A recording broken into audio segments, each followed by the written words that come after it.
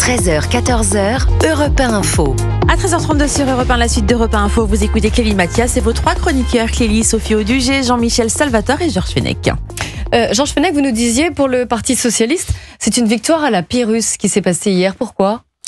Mais parce que, vous savez, la procédure législative, elle est complexe, elle est longue quand il y aura la discussion budgétaire, qui en plus ne connaîtra pas de 49.3, donc c'est open bar, chacun déposera ses amendements. Ça peut être très long. Ça peut être très long. Et on peut aboutir d'ailleurs aussi à des amendements gouvernementaux qui pourraient intervenir. Et puis au final, vous aurez sans aucun doute une commission mixte paritaire. Parce qu'il y a le Sénat, n'oubliez pas qu'il y a le Sénat, on parle de l'Assemblée, mais il y a aussi le Sénat, il faut qu'il vote le Sénat. Et pour que la loi soit adoptée définitivement, il faut qu'elle soit adoptée exactement de la même manière, à la virgule près.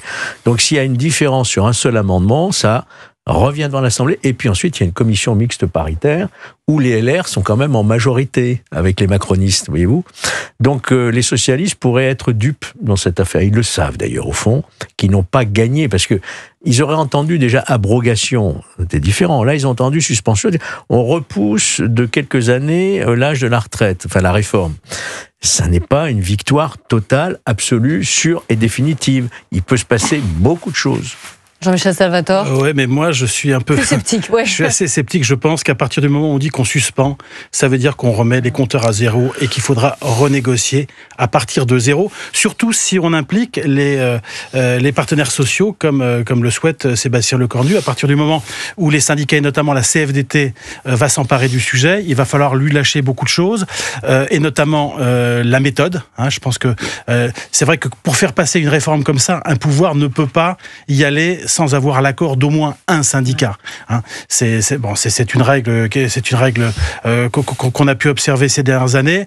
Et donc, le syndicat le plus évident, c'est la CFDT. Et donc là, il va falloir passer par les desiderata de la CFDT. Donc on peut imaginer qu'en fait, la négociation, elle va repartir de zéro. On a passé des mois avec le conclave. Ils se sont vus et revus. Il y en a certains qui ont quitté le conclave. Et voudriez que comment ils appellent la conférence, c'est ça? Il y a un autre mot maintenant, c'est plus le conclave, mais que le mais moi je ne veux rien. Mais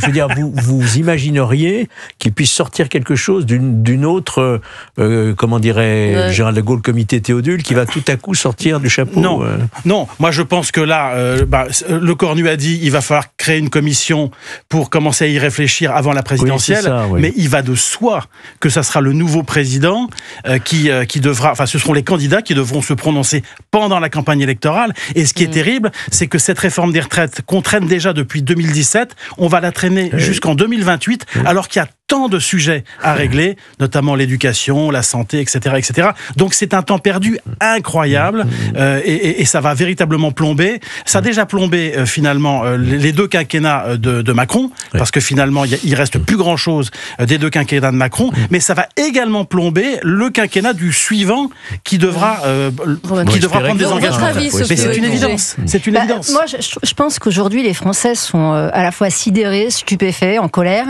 parce que ils assistent sur un théâtre de combines politiques et politicardes qui, franchement, ne valorisent pas du tout notre personnel politique, très sincèrement. Oui, sur l'ensemble de la séquence. Sur l'ensemble de la séquence. Mais si vous voulez...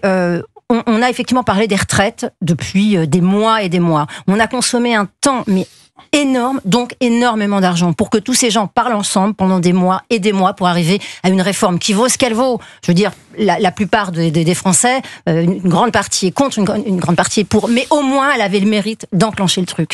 Là, on arrête tout et on va refaire le boulot encore et encore et encore. Ça, si vous voulez, quand vous êtes une personne qui travaille dans une entreprise, si vous voulez, vous ne pouvez pas comprendre ça. Vous ne pouvez pas comprendre qu'il y ait autant de débauches, d'argent, d'énergie, de ressources pour ensuite refaire machine arrière. Pourquoi ? Pour protéger les postes de certains. Pas dans un projet politique, il n'y a pas de projet politique là. Et une fois encore, on va se retrouver à regarder ce spectacle totalement désolant sans avoir aucun cap pour la France. Je veux dire, les Français veulent quoi ? Ils veulent de la sécurité, ils veulent qu'on ferme les frontières, ils veulent qu'on remonte l'école, ils veulent qu'on remonte la santé et ils veulent qu'on règle la dette. Est-ce que dans ce qui nous a été présenté ces derniers temps, il y a quelque chose qui relève de ces 5 sujets-là ? Non.